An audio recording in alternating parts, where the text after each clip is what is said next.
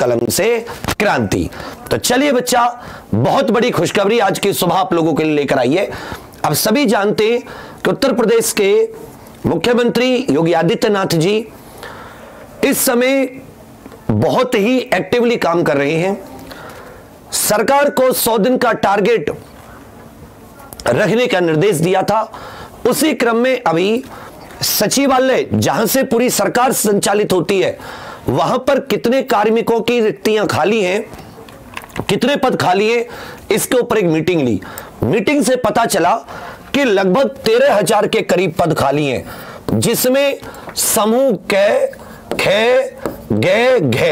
अर्थात group A B C D, जिसमें अगर आप देखोगे लगभग ग्रुप बी सी और डी देखें तो कुछ भी नहीं, तो लगभग आप ये कह सकते हो कुल मिला के 8,000 के करीब वैकेंसी तो वैसे खाली थी। उसके अलावा तहसीलदार, नायब तहसीलदार, राजस्व निरीक्षक जो सीधी भर्ती होती है, उसकी भी वैकेंसी खाली है। राजस्व निरीक्षक, जिसे रेवेन्यू इंस्पेक्टर कानून को भी कहा जाता है, इसकी भर्ती यूपी SSS कराती है, लोअर PCS लेवल का होता है। बहुत सालों से वैकेंसी नहीं आई है। लास्ट वैकेंसी कई साल पहले आई थी, लेकिन अब 31 मई तक, याद रखिएगा 31 मई तक मुख्यमंत्री जी ने यूपी SSS भर्ती आयोग को एक आदेश दिया है कि 31 मई तक अधियाचन भेजें।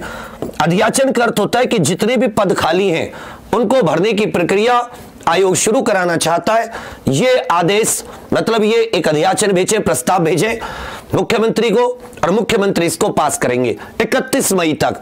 इसमें राजस्व निरीक्षक की भर्ती होगी। एक नायब तहसीलदार दो तरीके से बनते हैं, एक यूपी PCS के माध्यम से, लोअर PCS में भी अगर इसको आप कह सकते हो कि उसमें भी हो सकती है यूपी SSS के माध्यम से। तो नायब तहसीलदार की तो यूपी PSC के माध्यम से ही होती है। इसके अलावा अन्य भी कई सारे पद हैं जिन पर यह भर्ती होनी है, समझे मेरी बात। इसी तरह महिलाओं के भी लगभग आप ये कह सकते हैं कि हजारों पद खाली हैं। जो सचिवालय में जितनी महिलाओं की नियुक्ति होनी चाहिए थी उतनी महिलाएं नहीं हैं। लगभग आप ऐसा समझिए 3,528 पद तो सीधे सचिवालय में, जिसमें क्लर्क लेवल के पद भी शामिल है। तो अब ये क्या है, जिसमें स्टेनोग्राफर होते हैं, जूनियर असिस्टेंट होते हैं, और भी कई सारे पद।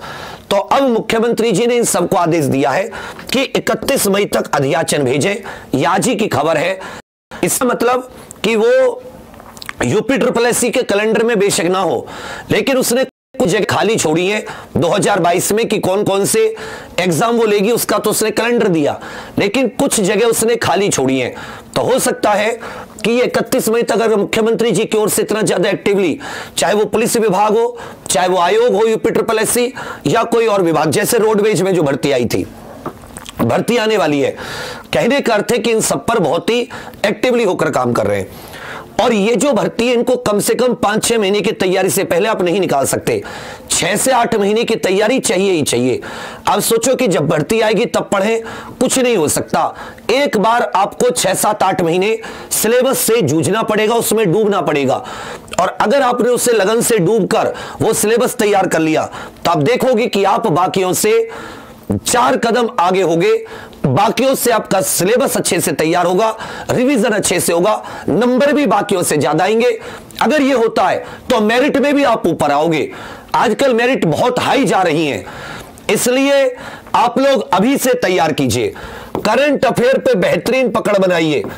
एग्जाम पर सुबह 6 बजे क्लास होती है, मत छोड़िए उसे। PCS हो, आयोग हो, यूपी SSS भी एक क्वेश्चन बाहर नहीं जाना। इसी तरह अपना जीके और जो जनरल स्टडीज, सामान्य अध्ययन होता है, physics, chemistry, bio science, history, polity, geography, economics, इनको तैयार कीजिए। जो अगर राजस्व निरीक्षक की भर्ती होती है तो 2 स्तर की होगी, प्री और मेंस भी होता है।